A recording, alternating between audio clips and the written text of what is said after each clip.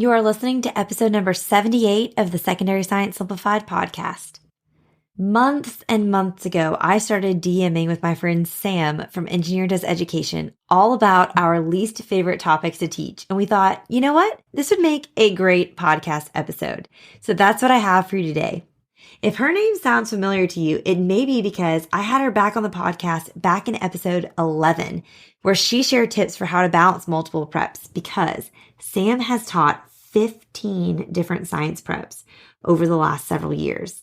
I knew with her vast experience, she was the perfect person to have this conversation with. If you don't already know her, let me introduce you to her. Sam transitioned from engineering to secondary science teacher with no education background. 7 preps and 2 kids under 2 at home made it feel like she was constantly drowning. After joining the Teachergram, or the teacher side of Instagram, she realized she wasn't alone and she set out to do something about it. 5 years now with 3 wonderful kids and 15 preps later, she's sharing all of her tricks. Using her engineering background, Sam helps teachers implement the same ideas that Fortune 500 companies use to save time and money, but in the simplest of steps. Online as EngineerDoesEdu and host of the Simple Systems with Sam podcast, she's giving simple and slightly nerdy, in her words, steps to save you time and energy creating systems that work from the classroom to the living room. In this episode with Sam, we go back and forth sharing our least favorite topics to teach and why we just dislike them so much. But we also then share for each topic how we manage teaching these topics in a way that's as pain-free as possible. I think some of our opinions might be a little controversial, and I'm so interested to see if you all agree with our thoughts about what we hate teaching or, you vehemently disagree. This was such a fun conversation to have, and I hope you enjoy laughing, commiserating, and learning with us. So without further ado, let's dive into my interview with Sam Holcomb of EngineerDoesEdu. This is Secondary Science Simplified, a podcast for secondary science teachers who want to engage their students and simplify their lives. I'm Rebecca Joyner from It's Not Rocket Science. As a high school science teacher turned curriculum writer, I am passionate about helping other science teachers love their jobs, serve their students, and do it all in only 40 hours a week. Are you ready to rock the time you spend in your classroom and actually have a life outside of it? You are in the right place, teacher friend. Let's get to today's episode.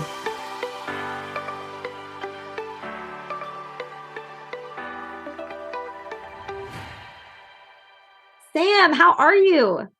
Doing great. We're on the downhill slide for me at the end of the school year, so I am pumped. You're going to be by the time this airs, you'll be done. Praise the Lord. You're a couple weeks out now. I put my mindset there. Yeah, your mind's there. Your mind is at this air date, which is mid-June. So you're already there physically and mentally. But I'm so excited you agreed to come back on the podcast. I loved having you last time. I feel like we think really similarly and I just enjoy you. And one of the things we've talked about in our DMs a lot, I can't remember who said it first, but one of us was like, we should literally make this a podcast. And that's things we don't care about teaching and or hate teaching. You could take it either way, but you have to. Because it's in the standards or it's going to be on the EOC and it's you got to do it. So do you want to kick us off? You've taught so many different preps that I know you could cover so many things. So hit me with one of your least favorites. So out of my 15 preps in 5 years, I can tell you my absolute least favorite, and I don't know if it's good to start off with the biggest one, rocks and minerals. Oh my God. I cannot stand rocks and minerals. And fun fact, it's in almost no standards, but everybody teaches a rocks and minerals unit.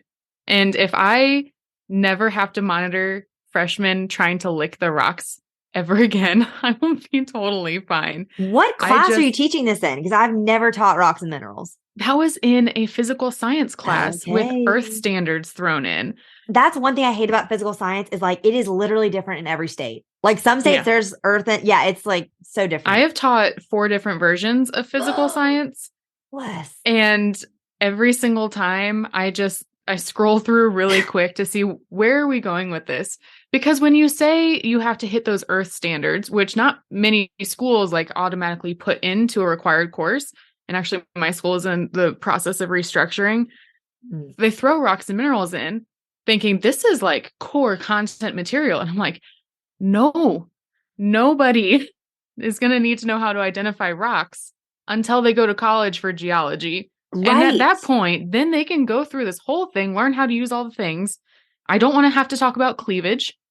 That is realistically the worst part of all of rocks and minerals. And there's so few labs you can do that don't require you to just stare at a rock and decide if it's shiny or not. I think like what you said really hits the nail on the head for me for almost every single thing I put on my list. It's the things that we teach in high school that are so content specific that they literally will never need to know unless, like you said, they go and major in geology. Then they're going to do, but then you're like, they're going to learn it then in their intro to geology 101 freshman class. So like, why are we suffering through this? Why don't we make something like plate tectonics? Why don't we actually push more effort into that? Because that's really where the geology comes from, is like the true formation and the true standards that we want to cover so that people know what's going on. Literally could not agree with you more. Okay. So like, because this is so painful, y'all, we didn't want to just come on here and like complain. We want this to actually be a helpful episode for you. We want you to feel seen and heard if you relate to us. If you love rocks and minerals, we're so sorry. I don't think Becca from Science Lessons That Rock listens to this podcast, but she loves rocks and minerals. So if you are hating on me and Sam, go find Becca and y'all can like have a thing together. I love her, but we are different in that. But okay, so we want to make this positive too. So each one of these things we hate, we're going to give you a tip for like how we survive it. So how are you surviving rocks and minerals then every time you have to teach this? It's so cheesy because I don't honestly believe it is one of the best labs, but doing the Starburst rock cycle lab, I think is like the most hands-on effective way of teaching the important part of rocks and minerals, which is just the rock cycle. And they get a kick out of cutting up little tiny starbursts. You get a little hot plate action going on. So you're teaching them actual lab skills and not to touch hot things. But I just can't get past how many light bulbs clicked there. And when you click there, the rest of it almost doesn't matter to me. I also do think it's kind of fun for them to just pick a random name of a rock and look it up and figure out how somebody can decide if it's that rock. Don't go through all the rocks, but just say, okay, you have shale. I mean, especially in an area where I came from, where we were a cold country area, we had a lot of shale and a lot of things going on. They were more interested in figuring out, okay, how do I know that that's what it is? Than let me take 15 to 20 samples and try to weed through all the things on some types of rocks you just won't see in everyone's backyard. 100%. Do you have a lab for that? Do you have a write-up? I don't. I used a lot of template assignments for the things I don't like, but that Starburst lab is a classic that I've just found everywhere. Love it. Free. Okay. I just wanted the people to know if you had it. If not, y'all Google it. Okay. You Google that rock cycle Starburst lab and you're going to find it. I tend to make things for things I like, which is moons and space. I love it. Okay. Well, so my first one I have to mention, because this is where we first connected over this, is in chemistry, because I'm writing chemistry curriculum right now. And I literally wrote in my notes, sig freaking figs. Okay. I hope I don't get an explicit rating for saying that, but significant figures.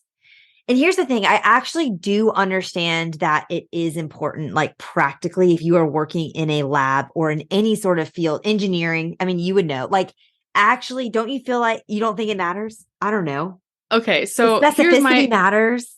My take on math. First of all, I love to tell math teachers that math doesn't matter until you apply it to science. So they should really follow my lead. But I strongly dislike when students write in fractions, because that's not practical for a lab environment, and measurements only go out so far on anything you would actually need to measure. Right. Pi, we don't care about all your digits. We only need like the first 13 and we can be incredibly accurate on anything we measure. But when it comes to sig figs, I haven't found a practical use in the real world for them. Well, really, the only thing to me is saying is just basically teaching them, yo, if you put this in the calculator and it comes out 2.666 repeating, don't write around it. Exactly. Use logic and round normally. Don't give me like 8 decimal places here. And I just think, and showing them, hey, like, look at this measurement tool. This scale rounds to 2 decimal places. So you shouldn't be calculating something and making it 8. Like, it's to me, an it's incredibly specific situation for rounding. Oh, and all the little intricacies of the rules. Like, to me, it's just like, this is so extra to me. And again, if you're like a chemist listening and you're like, this is blasphemy. But Don't DM even me. then, your equipment would do that for you. So you wouldn't be able to tell if your equipment was malfunctioning if you knew sig figs, but you would know if you could just do the general math. I 100%. don't know. And I understand that it feels like it's important. And I'm sure it was before we had so much technology that was doing the checks and balances in math for us. Yes. Now we have that. And it's kind of like how, I don't know about everywhere, but at least in my area, they don't have to teach spelling in elementary school anymore because we have spell check. They don't teach geography, like state geography anymore, because people use maps on their phone. People can look up all the quick things. We would rely on technology in any situation that sig figs are actually truly important to do the sig figs for us. Why do we need to do it so long? Yes, you just explained that so much better than me. I could not agree more with you. But like, it was so funny because when I even like mentioned maybe not including sig figs in the chemistry curriculum, people were like, yeah, like you have to because we have to teach it. I was like, okay, fine, we're going to do it. But here's my one tip for making it not horrible. One thing I did or I am doing, because I'm still in process for each chemistry unit I'm including like a reference sheet for each unit. And I'm saying in the teacher notes, like, I would give this to my students on the test, and it's unique to each unit. So like for the first one, I have all the sig fig rules in it. And I would be like, yo, let them see this and reference it. Cause I'm like, I don't care if they can memorize it and get that tiny detail right. But if they could like apply it, cool. Like that's good enough for me. And so that would be my rec to make it less painful, would be just to like give them a reference sheet and then let them run with that if you have to teach it. And then honestly, I probably wouldn't take points off if they got it wrong on an assessment. It's not one of those things that's worth a drill and kill sort of situation. If they can figure it out, and maybe you let them go back, and if they got a problem wrong, say, okay, now I need you to tell me how many sig figs are truly in this and how you know that, and have them practice referencing their resources. Right. I think that's great. And maybe like, I mean, I think it might matter for the AP Chem exam. Don't quote me on that. I never taught AP Chem. And so if it does, then maybe you need to like actually take points off in your honors class for it. But like in an on grade level class, like make like Elsa and just let it go. That's what I would say. I have one more for chemistry. Do you have anything else for chemistry? No, I was fairly new in the chemistry game, so I have some thoughts, but until I taught it twice, I didn't want to like say that I dislike something. Well, here's my other thing, and this would probably be controversial too, is quantum numbers. And honestly, like orbital notation in general. So with like electron configuration, I'm just covering like we're doing like 1s2, 2s2. We're doing that, and we're doing noble gas notation, and that's it. Because I just feel like unless you're taking AP chemistry or majoring in chemistry, they don't really need to understand it to that level of detail with the orbitals. Like, yes, you would need to understand that orbitals exist and there are these sub levels in the shell for understanding bonding and like understanding metallic bonding. And it exists because we have this sea of electrons because there's so much overlap because these shells get so big. But like in general, I think it's one of those topics that kids get so stuck in the weeds on. And then they're like, I'm bad at chemistry. This is way too confusing. And it's like, but this is just hard and it's kind of stupid. And like, if you don't know how to do this well, you could still understand so much chemistry without being able to write out orbital notation for any of the atoms. And here's where I 1000% agree. So when I taught chemistry, first of all, I'm a physics person. Chemistry is not my strength, and it's not something that I go out there and go, oh my gosh, I love chem. I do it. I learned a lot about myself and why I didn't like chem when I taught it, and I have grown to enjoy those subjects. I listened to so many audiobooks about the coolness of chemistry, trying to get myself pumped up. But I had a student in my class who was dyslexic and struggling through polyatomics, struggling through even just balancing equations, 100%. stoic, and then doing orbitals. Yes. And it's like, I just need you to be able to write out all these letters and numbers in a specific order to prove that you know kind of sort of what the shape is that's too complicated for us to even really understand and get into at this point. And there's just already so much that is well, then there with the quantum numbers, like gibberish. Like we're going to talk about L and M, and you're just like, why? Like I literally, I can't believe you said that, because I had a student back when I did like private tutoring who I tutored in chemistry who was dyslexic, and it was so hard, and I hated it for her because she like, it just made it so hard. So I couldn't agree more with you. It's just like one of those things that like, again, I feel like sometimes we get so trapped in like the nitty gritty details that we have taken the joy out of like learning cool subjects And like And chemistry can be cool, but we like make it so painful that kids are scared of it. we make them do sig figs Yeah. and We start but off with yeah, sig figs and then a and couple that's one of units those later. things too. You can't even really differentiate for something like that. That's out of a person's control. And maybe they really do want to know and understand and love the rest of it, but you just beat them down and defeat it. Like I can color code equations and I can help them map out in like huge ways how to do stoic, but I can't really show you any cool tips and tricks for visually understanding how to write all of these things out that are so long. They're so long. Right. They're so long. And then like, especially if you get into anything with like the F orbital, like Yeah. then even on the internet, there's like debate as to what would be right. And it's like, this is just getting ridiculous. So my tip for dealing with it, first of all, with the quantum numbers is like, I like defined them with honors. I didn't even mention it in CP. I told them, there are spin, whatever. When we talked about all the rules, I was like, they can't have the same ones, whatever. I'm leaving it at that. Yep. And then I'm trying to make it fun with like thinking of it a game or puzzle. Like I'm trying to make chemistry more about teaching them how to problem solve than like actually learning content. And so I'm trying to approach it that way. I give them a reference sheet, labeled periodic table with like S, P, D, F, all of that. And also I have like the little diagonal rule like written out so they can like Yeah. use that. Like I'm going to give you that and just be like, I want you to focus more on like using models like the periodic table and seeing patterns. And that's basically it. Like I'm good with that. And then let's move on. But that's just my own soapbox. One thing that if I teach chemistry again, which is still a possibility for me to go back and do next year. You never know. No, you really don't. I had seen somebody share for that specific set, creating essentially the little mini clear cups that you use at like your bathrooms. Yeah. And using pom-poms for the electrons. So you basically create the cups in the shape of the little triangle that you're going through.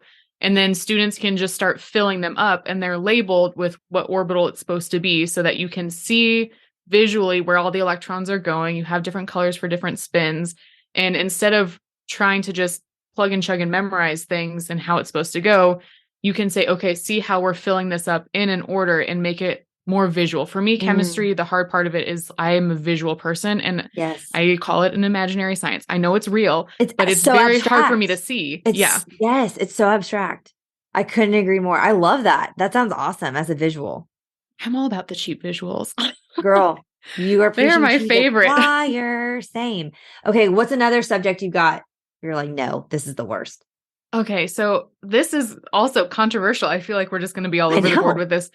Teaching environmental science this year, another first for me, and also the first time in a physical science-esque class for my freshmen that I also need to touch on some of the environmental impact. So I've taught this now twice this year. I kind of hate pollution units. And I fully understand it is a problem. I really do. And we go through it and we talk about all the energy sources and why we're really not shifting the ways that we think we should as fast.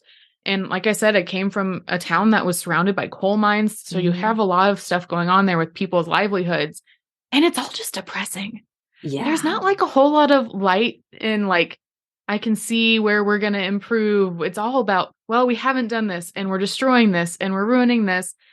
And it's just hard to get kids to be like, I care enough to want to change this when it feels so big that you literally can't even wrap your mind around the fact that we're destroying the planet. So like every once in a while, the first time I taught, I was like, but the ozone hole is clearing up. Like it's basically gone. We can't even detect it. Look at us go.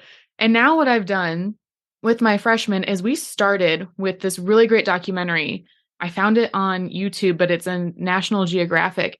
And it's about Singapore, City of the Future. And it talks about all of the ways that they're using technology and forward thinking to combat the issues that we've already created for ourselves.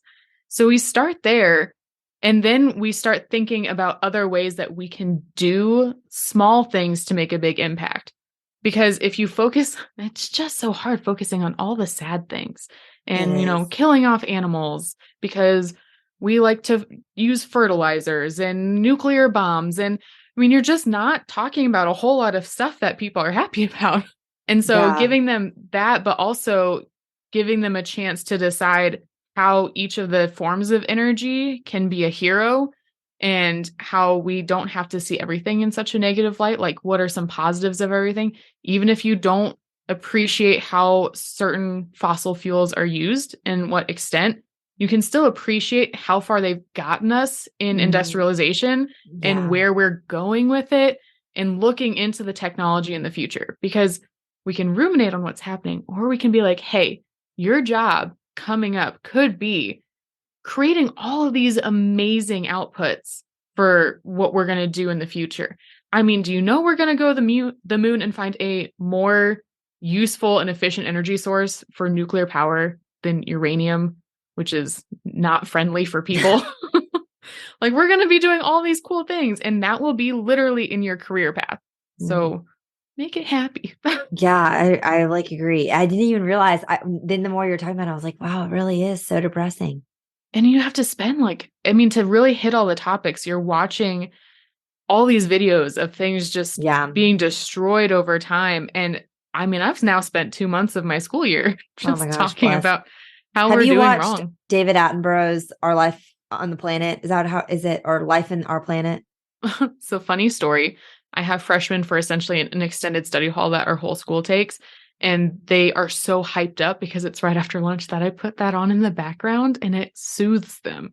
They're on their phones. Voice. They're just, and like, you'll just see all the animals swimming through the ocean, shark attack, everyone's awake for 2 minutes, and then they go back to their peaceful, calm zone.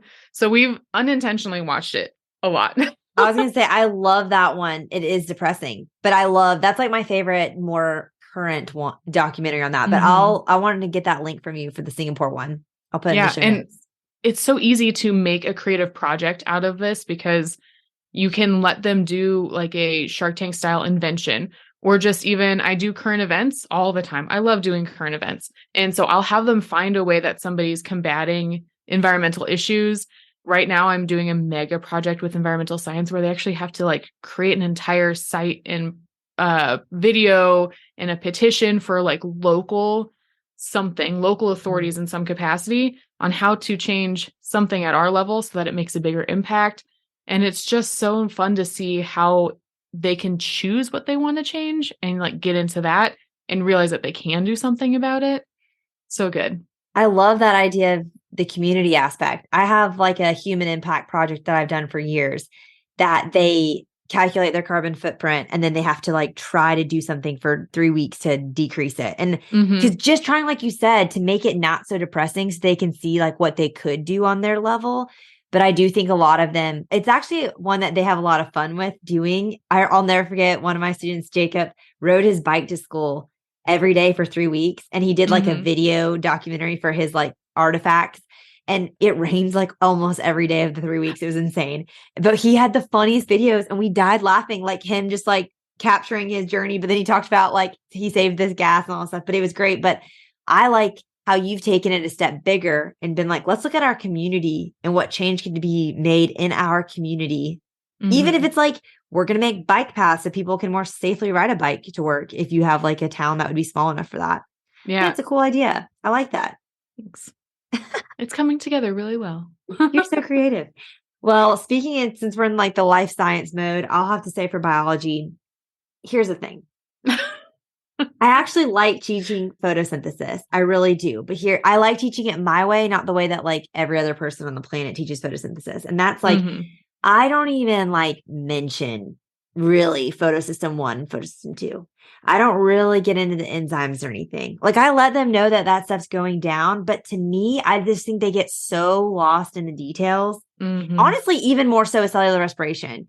They get so lost in the details and trying to keep track of how many carbons there are and how many come out of this step versus that. And it's at the end of the day, I want you to understand on a cellular level the energy input and output. And then I want you to understand how that contributes to energy input and output on a macro level. To me, it's all about that connection of that. Again, I call my whole unit energy flow. What's going on in cellular? How does that then impact as we get into trophic pyramids, food webs, etc.? And so my biggest recommendation for biology is look at your standards and really see how much detail you have to teach. Because I think so many people think because all of the textbooks put it in insane detail, they think they have to teach it with this insane detail. And it's you probably don't. That's what AP is for. Exactly. And even AP, I swear though, with AP, they're more like giving you like even I'll never forget some of the FRQ questions for it in AP. They show you the whole diagram for the Calvin cycle with all the enzymes, and you're just if you could know nothing about it if you can just understand the diagram and like be able to interpret it, you know? And so I would say really look at your standard and see how much detail you have to do on it. And then I would also say pull back because like kind of like you said with the rocks and minerals labs, I feel like a lot of people do these photosynthesis labs. I've talked about it before, the floating leaf disc lab, and it just doesn't hit home. And it can be a lot of prep and require a lot of materials. And like, do they actually understand photosynthesis better? Yes or no? I don't know. You can make that call for your class. I didn't feel like mine did.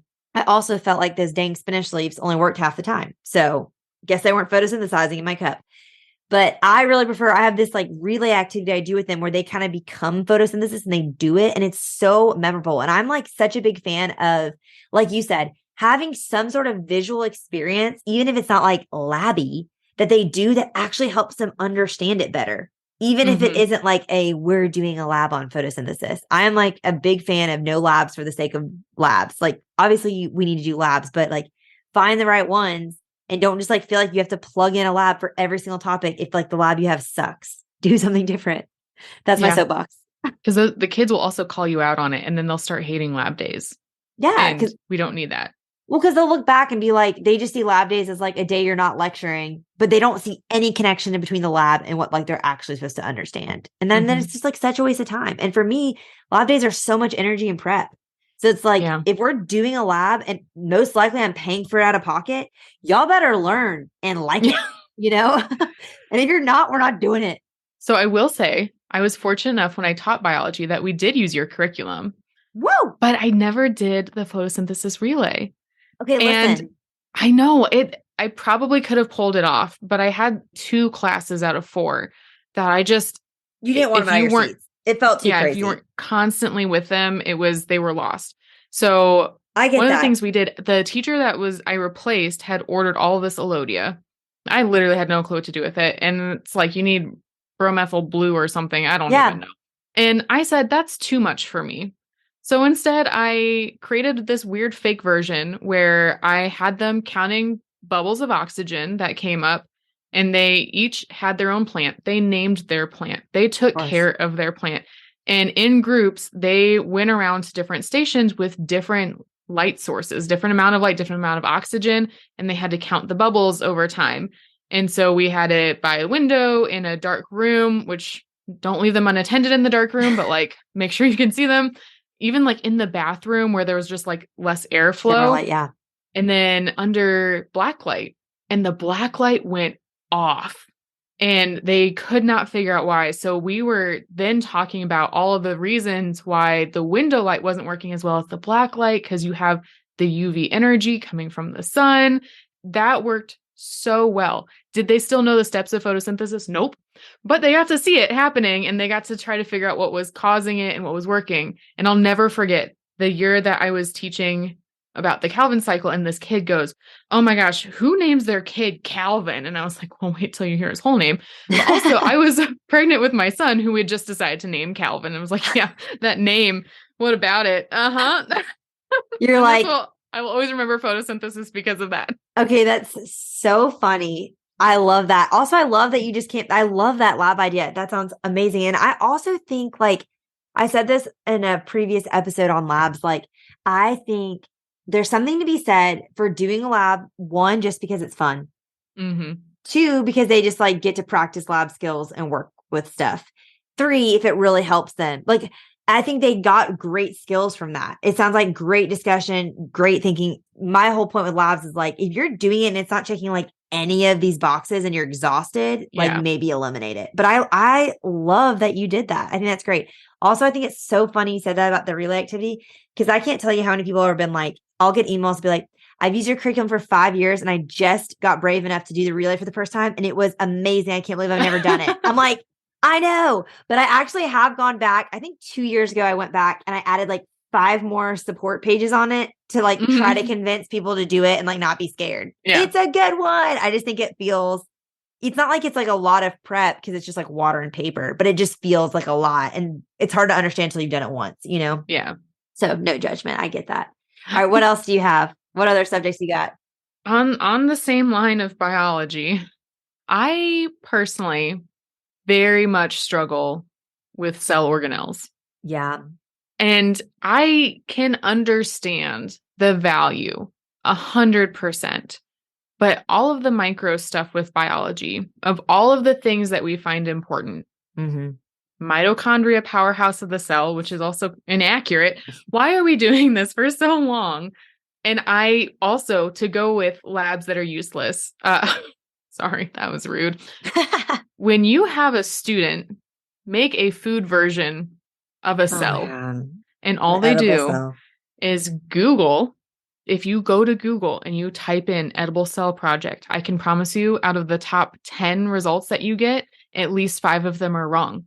And I graded the same incorrect things on Because they're just so copying many. them. Exactly. But it's not that they don't want to put the energy forth, but it's like, how does that relate to actually caring about the content and what's happening? That, and also bridges in physics and physical science. I don't like bridges. I'll just leave it at that. That's a whole different thing. But I prefer, and I think I got it from one of your units. Now I can't remember which one it is, but just creating a children's book. Yay! Yeah, that's me. And exploring like any topic. You can assign them a children's book. I do it for like midterm review. That's like my I made my kids do it for a vocab review, and like being able to tell me how an atom is going through this whole thing where it thinks it's unwanted because nobody wants to bond with it, and then it finds out it's a noble gas and it learns all these things about itself. And they're so good. And you can do that for things like an edible cell project and replace it and say, you're Miss Frizzle shrinking down, taking the magic school bus on a journey of the cell. Tell me what you see. Tell me what's going on with it. But please don't make me eat another cake that I'm not sure if it's sanitary and or also has the the Golgi. I know all the things that are just so wrong. The rough ER, smooth ER. Oh, yeah. None of it's ever right. It's so bad. I think, I feel like and organelles is hard because they like definitely learn it in middle school, but like they don't remember it. And it feels like you have to bring it back. I feel like the only way to make it not as painful for me is I try to like use my cells unit as already getting into this matters because of protein and proteins matter. And like all I care about is you understanding how we're going to make protein because proteins run your show. Which then doesn't even need most of the organelles. Right. Like we can glaze them. Let's just focus on like the most important type thing. Yeah, I couldn't agree more. In reality, we're building them up for eventually just DNA and RNA. So let's leave the rest, not overdo the vocab for those first like 5 units of bio. Because there's, no matter what you do, there's a lot. And that just kicks some kids to the curb right there. It is, especially like when you have your ELLs, your English language learners. Mm-hmm. Golly, this is just like brutal to start off. Yeah. I hate that for them. Okay, I got to hear what your thoughts are on bridges. You just snuck that in here. I got to know. Okay, so my first high school job, I took over, and it was a department of 2. So like I technically took over my brother-in-law's old classroom. There's like one person in between. So the other science teacher was like, okay, here's all the things we've ever done in the past. And I have a problem with that because I admit to everybody that I know, I have a problem with authority when I don't understand the point from the authority. Mm. And so when you're an Enneagram 1? No, I'm a 5-wing 6. Oh, okay. I see that. Because I'm a 1 and 1s love rules that make sense. But if a rule doesn't make sense, they're like, I literally disregard this entirely. Yeah. But that fits with your 5. That makes sense.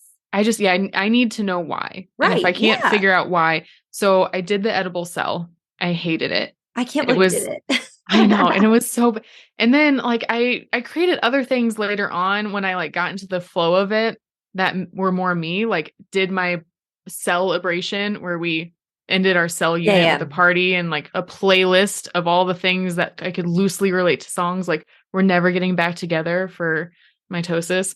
And I love that. That's fun. We tried. And then like I had a birthday party when we did all the DNA and stuff, and they made their own babies. We did a whole 2-week let's make a baby lab, and we threw a birthday party for all the little babies, and it was so fun. But when you tell me I have to do edible cells and I didn't like it, then the next thing they told me was I had to do straw bridges for forces. And I don't like it. Also, it was right around the time when it was Save the Sea Turtles and like paper straws. And I didn't want to hear that from freshmen for an entire 3-week project. I was supposed to put out hot glue guns for 3 weeks. And it's not that you're teaching them how to reinforce a bridge. You're not actually teaching them the structure. You're just saying, hey, go make a bridge. And then I'll teach you what's going on with equal and opposite forces when we're done and it breaks. And I don't find that a valuable use of my time when I like physics and I like that side of it. And there are so many ways you can get that point across without building a dang bridge. And they really do just take so long. We were supposed to do it this year and we spent almost a month on mousetrap cars, which also did not really relate to the law that we were supposed to be using them for. And then we did catapults without teaching them the law beforehand. And even afterwards, we just didn't have time to like go through and analyze the whole thing. I'm all for a design project and like an engineering thing, but I'd rather spend time on Newton's laws, having them have a really fun 2-week project, building a Rube Goldberg, letting them have their creativity, and then them labeling examples of each of Newton's laws and how you have energy transfer and how you have different forces involved, and being able to see a fun product that way than forcing someone into a project that they're also just going to Google and not actually take anything away from. Nothing grinds my gears more either. Not just when someone tells you what to do, but when they tell you how much time to spend on it. That is insane to me. Like, obviously, when I do units, I give people unit plans with time estimates because people want it. But I like just want to put I have a whole like preface statement. I'm sure no one reads it. And like my teacher notes, that's like, you do you. Like, this is what I did mostly, but like, obviously, this is flexible. Like, some years it was different, some it took longer, but like, this is just to give you something because I know you're going to ask. But to like tell someone you need to do something for 3 weeks, it just feels like crazy. Like, you got to be able to read the room. Yeah. Move faster or move slower depending on their needs. It's just one of those things where, again, we go back to make sure your lab is something that they're going to take away an experience from. I'll tell you, one of the most profound labs that we did this year literally was bubbles. I had juniors and seniors running around the room, blowing bubbles, trying to keep them alive to look at survivorship curves for a population. And there was like different limitations they had on them. And they were blowing 250 bubbles for this lab and keeping them alive as long as possible. And that was all it took. And they were hooked. They understood it. They got it. And they love that. Where did you get that idea? It was actually my department chair. She had this whole thing created, and I have survived off of all of her environmental stuff. That's awesome. And it was amazing and so simple. I mean, you get 6 bubble wands. You're done. Love it. You should tell her she should have a TPT store and sell it. Oh, I have. I have converted, I think, 3 teachers in my school so far. Good. I love that. They're putting in so much work. Thank you.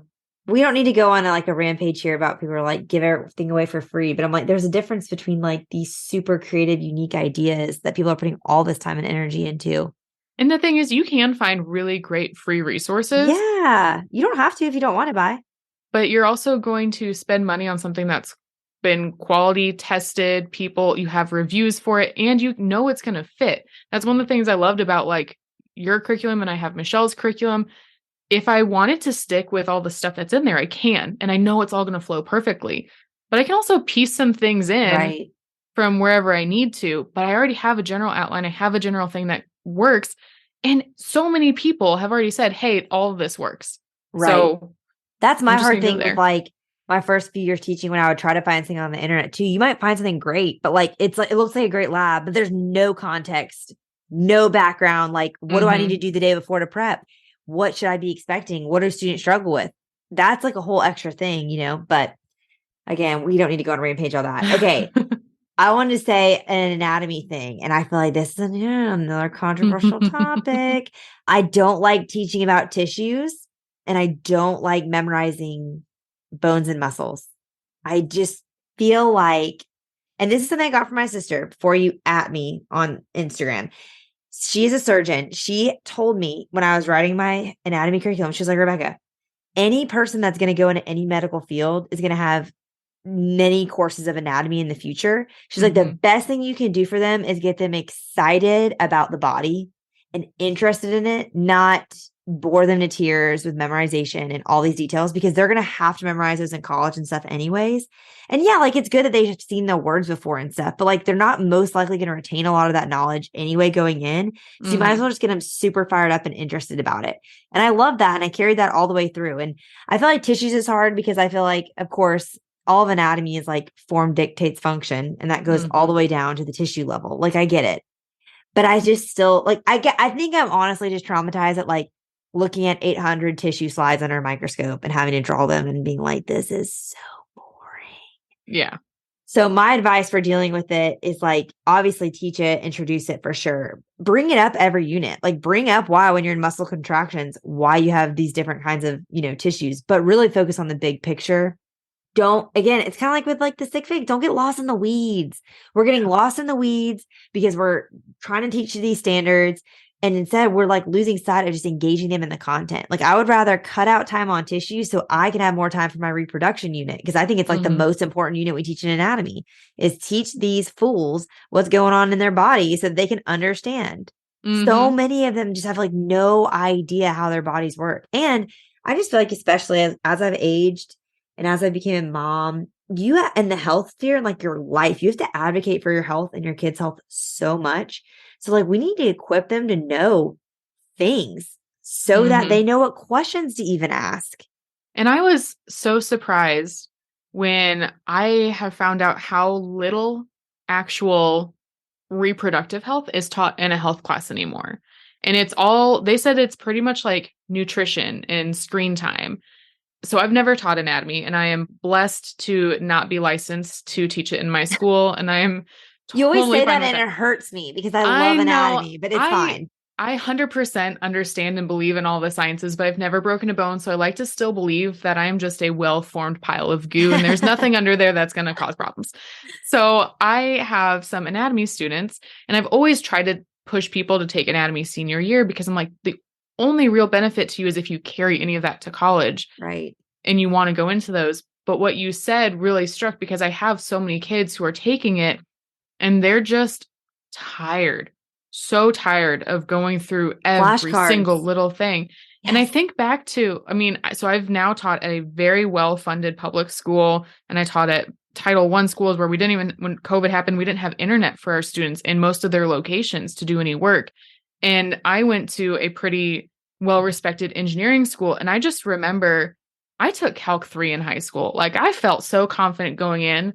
And then there were these kids who literally had never had the ability to take a calculus class, never had physics before, but because they were so inspired by their teachers in high school for whatever content they were in, they knew they were going to get that content in college, but they came in Right. with the motivation to learn it and stick with it because they were just in awe of all the things you could do with math and science. And they didn't have to have all of the nitty-gritty details. They were able to still go through and learn it with like a zest because it feels more important in college. And it feels like that's the time that you need to go into it. But I think it's so true. Like if you don't inspire them in high school, then it's not going to matter because they won't go and follow through with it later Yes. on. So you're just going to waste their time and all of this energy because there's so much energy that goes into memorizing all those things Right. that they're then going to just lose all care for. Yes. And my thing is like, if it's fun for you, go for it. But to me, it's not fun. So I'd rather save the time. And like, I get like, it's not like anatomy and physiology is supposed to be a health class, but like, I'm also like, but how cool is it if we teach them CPR, if we teach them how to do a tourniquet, if like, they understand how the cycle in a biological female works so they can Mm-hmm. actually understand when someone's ovulating / could actually get pregnant, because and then they can also learn the science behind it. Like, it's not like, oh, let's just learn how to do a tourniquet, but let's like Yeah. learn why it works. And it's such a cool opportunity. And I also feel like a lot of students don't ask questions in health class because it's like, you don't want to be the person asking questions in health class. But when it's like, oh, we're in science, I can ask a science question, but like still kind of get your Mm-hmm. answers. I don't know. It just feels like a little bit safer. So that's kind of my tangent about anatomy. And anatomy is typically an elective. So it's like, Mm-hmm. why are we making it so painful when 90% of the states you can kind of do whatever you want? And you got to think through, like, too, because I think about it with physics all the time, because there is so much math and detail that you can go into Yes. with it. But what is the end goal of most of these kids? Like, they're not, like, it's an elective. They're not taking it just to take it. Some of them might be taking it because they know they're going to have to take it in college. So it's like nice to have it ahead of time. But really, you're trying to inspire those people to continue that education further. So if you know that a lot of people in anatomy are trying to go and become a physical therapist, then like gear towards the things that they would actually need to apply that knowledge towards. And then they're going to get into it enough where maybe they can survive through some of the things that are just a struggle for everybody else. And like in physics, I will try to give them a design project because for the people who are going to take it further, they're looking at engineering and they need to have that mindset where they can apply the things into something that they've never seen or done before. Yeah. And like helping them really see what they'll actually do. Like, I feel like so many kids are like, I want to be a PA. I want to be a nurse. I want to be an engineer. And it's like, but do you know what like you actually do for that? And that's where it's like so interesting and like creates so much of an opportunity to expose them to the real stuff. And again, like you said, try to inspire them. And then from there, like their college teachers will teach them all the other stuff. It's fine. And basically the whole point that we're trying to boil down to is if you're not inspired by it and you can't find a way to be inspired by it, your students aren't going to be inspired by it. So sometimes it's okay to take your personal ideas and thoughts around your subject and make some of your own leeway towards one thing or another and add in some more detail, take out some more detail. And if your students seem excited and it's a topic you hate, dislike, sorry, hate still, strong word, then I love having student-led projects where they're going to be the ones saying, okay, I'm interested in this. So let me choose a topic. Let me research and present and become the master on it. Or let me do a poster. Let me create a fun video to help people understand and let them take the reins. Because if they want to do that, then you can't deny them that. Right. You want to give them that opportunity, but it doesn't mean you have to be the one to go step by step through the content. That just does not feel right. You're like, make it do something. Show me your learning. Make me care about it. That'd be a great project. Yeah. Make me care about this topic that you like. Make me care about those rocks and minerals that you're really into. It reminds me every year when I'm teaching anything about space, you always have those one or two who are like, oh, what about flat Earth? And I just tell them, if you can prove to me effectively that the Earth is flat, I will excuse any missing work. I will give you an A. You will leave here with a 95%. And all you had to do is give me a solid presentation that the Earth is flat. Nobody ever takes me up on it. They try a couple times. But like, if they're willing to be that passionate about it and they were going to go through it and they could find solid evidence, that is science right there. 100%. That is researching, putting something together, communicating it. Gosh, the communication piece, I think, is the most important thing in all of this stuff. If they can practice communicating in any of the projects, any of the units, they're winning. That's it. And we need to communicate better. Backing up what they're communicating with evidence. I couldn't agree more. I can't. And like, I feel like students will come at you with something and I'm very quick to defend. Like it's like in my nature. And I try to go the opposite and do what you said and go the other way. Why don't you show me your evidence and I'll hear you out? You bring some actual evidence to the table, but it's like they just saw something on TikTok and now they think it's science and they don't have any real evidence. I've had so many people pull up TikToks in class this year. I'm like, okay, can you find me a reliable source? Because I spend at least a week teaching them about reliable sources every single year. You find me a reliable source and I would love to look it over with you. I would love to learn more about it. Right. And then they'll go through and be like, oh, yeah, nope, didn't do that. Or they'll now start pulling up TikToks. So like, okay, so I fact checked this and it was on like Science News and had all these things. And Neil deGrasse Tyson was talking about it. And so I know that you want to see this TikTok. It's super cool. And I know it's true. I'm like, yeah, sure. Totally. Ooh, that would be a great end of year project. Like find a TikTok that's gone semi-viral and give me fact check it. You got to be careful with it though, because I did try that with the whole East Palestine train derailment for environmental science. I told them, I was like, I want you to find on 2 different social medias. I want you to find just 5 posts about it. And then we're going to fact check it. And it was just so far enough into it that everything was true. And so that was not my best fact checking moment, but it was still a good exercise because they did still have to go through and make sure that everything was good. But Totally. And I always have heard, I always get a little nervous at social media because like someone's parents are going to freak out if you mention social media because they're anti it, or someone's going to be grounded. So it's hard, but it really is like, that's where people are getting their information. So it's Mm-hmm. so important to not ignore it. Okay. Any other topics that you're like, I got to get this off my chest? Now is the time and space. Let's see, what else have I taught? I don't think there's any other topic necessarily. I will say the one big thing that I've taken this year, I can't even remember who said it, but it was so great. It was this idea. I think I was talking with our chemistry teacher at school. The idea that we really need to tell our students when it comes to any science we're doing, that we are teaching them the best that we know now, and that there's always more information out there. And I'm thinking even just huge space person, like the James Webb Space Telescope, has literally derailed so many big concepts about space. I mean, the Big Bang Theory is most likely wrong now. How many of us have like had that as an integral part of our childhood, is talking about the Big Bang Theory and singing the theme song and watching all these things that's happened. And now it might be completely wrong. And so going through and saying, even when it comes to atoms, like we're learning way more and more about atoms. And if you look at not even 100 years ago, we had a different model for how the atom looked.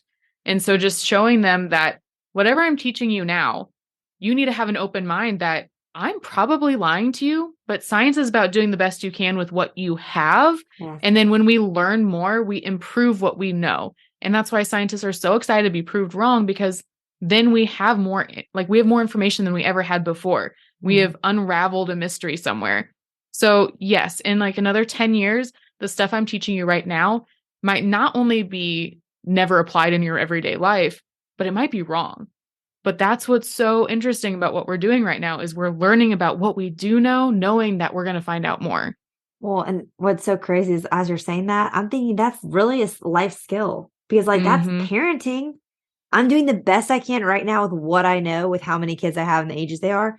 But I'm sure in 10 years, I'll be doing things totally different because I'll have acquired so much more experience, learned so many new things. That is a life skill, doing the best you can, but also holding things loosely and being able to live in that kind of tension. Yeah. And I think it allows you a lot, especially in teaching. I could struggle my way through biology the first time I taught it, which I hadn't taken it for like 15 years. So I was going through and trying to reteach as I went. And then as you go on, you get better. So as a first year teacher, you're going to mess up. You're going to make mistakes. You're going to do things wrong. And as long as you know that you're doing the best that you can with what you have, Yes, and you know you're going to get better, like that first year, you're still doing what you can and what you need to do. And no kid is going to sit there and recall everything you say and like be like, oh, remember that teacher 15 years ago? She totally lied to us. She was totally wrong. They're not going to do that. They're going to try to take your enthusiasm and your excitement for the things that you did teach and that you enjoyed and take it into the world with them. Hopefully, that's what we all hope for. 100%. I mean, I've interviewed now my own chemistry teacher a couple times on this podcast, and I could not believe the first time I interviewed him that he told me, like, I didn't realize, I think I was like his second year teaching. He was my teacher, and I did not know. Like, to me, he was like this experienced, knew everything teacher. Like, and that's where I just think our students' perceptions of us are often a lot different than the actual reality. And give yourself some grace, man. 1000%. I love it. Okay, well, I've asked you this before, but I'm going to ask you again if there's anything new, because I ask all my guests if there is any way that you are simplifying your life right now and you want to share with listeners. Always. So I know you are. It's your whole life. So I know you got something good. Yep. I have a podcast all about adding simple steps into your routine that simplify your life. Yep. So Simple Systems with Sam. I voted for that because I loved the alliteration when you named it. I'll link it in the show notes. But I recently have had to go through and give myself grace and realize that as a shift of actual literal seasons are happening, I had to take a step back and realign what was happening in my day. And so to simplify my own life, I had to let go of all of the things I had been doing, all of the like patterns I'd gotten into, and anything that I felt like, Monday is this day and Tuesday is this day and we're getting all through it. Well, now we have soccer practice. Now my kids want to be outside in the park. And now my students are antsy, so we have to take a day outside, and things just get thrown off because I can't take grading out in the wind. I can't go do all of these things I used to be able to sit inside and do. And so simplifying by letting myself reschedule has been the best thing. I just had to sit down and say, what are my top 3 priorities? Here's my schedule for it, and map out any time that I can for those. And that's maybe only going to last me a couple months, maybe only until the school year. And then I have to redo it again. But allowing yourself to say, no, this season is a new season. Let me start fresh. Yes. It's one of the best things you can do, is not holding yourself to things that you thought were the only way that's going to work. Oh my, I could not agree more. I love, that's a Lazy Genius, Kendra Adachi, one of her like Lazy Genius principles, that living in your season. And I've talked about that on here before, that like as science teachers, like we know nature, we know how nature works in seasons. We even see how our school year has like seasons to it. Why do we not apply that same seasonal aspect to how we, like you said, do our jobs and different seasons of our jobs and our jobs with our outside life, prioritize different things. Like maybe there's a quarter, like you said, maybe Q3 is a quarter that you're like grading every single little thing because it's cold and it's dark. You're not going outside. You're not doing so much stuff. So you have more capacity to grade. But Q4 is like the end of the year. Like you're like, I'm just going to cut back on grading. That's fine. Changing your priorities at the seasons, I think, is really, really wise. I love that advice. Q4 is my creative project season at school. Yes. And that's so great for your students because they're so over probably sitting in their desks and going through lectures and all of that. I love that, Sam. Well, I'm just so glad you came back. Such a treat for me to talk to you, as always. I'm still waiting for our little retreat. Oh, I know. No. We got to do a retreat. I know. I'm like, hopefully, I hope people resonate with this and don't judge us. And I hope you just hear exactly how Sam like summarized it perfectly. We just want to encourage you to teach what inspires you as best you can within your standards and limitations that you have. And if you love those things, if you are a Becca and you love rocks and minerals, then keep putting that energy out because somebody else is going to be inspired by it. Someone needs that. Somebody needs it. And that's why we all do different things differently, because we all have our own little special talents. And just because I think rocks and minerals is probably the worst month of my life doesn't mean that it has every to be year. yours. Yeah.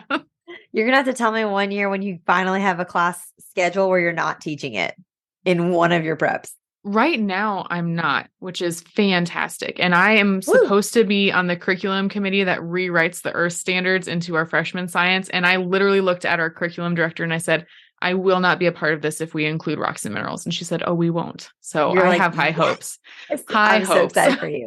I love that. Well, thank you so much. I'm really grateful for your time. Thank you so much for listening to today's episode in my interview with Sam. We mentioned a ton of resources we use, and all of those are linked in the show notes at itsnotrocketscienceclassroom.com/episode 78. You can also find all the links to where you can connect with Sam and listen to her podcast, check out her YouTube channel, Instagram, or TBT store in those show notes. So be sure, again, to head to itsnotrocketscienceclassroom.com/episode 78. All right, teacher friends, that wraps up today's episode. If you're looking for an easy way to start simplifying your life as a secondary science teacher, head to itsnotrocketscienceclassroom.com/challenge to grab your classroom reset challenge. And guess what? It's totally free. Thanks so much for tuning in, and I'll see you here next week. Until then, I'll be rooting for you, teacher friend.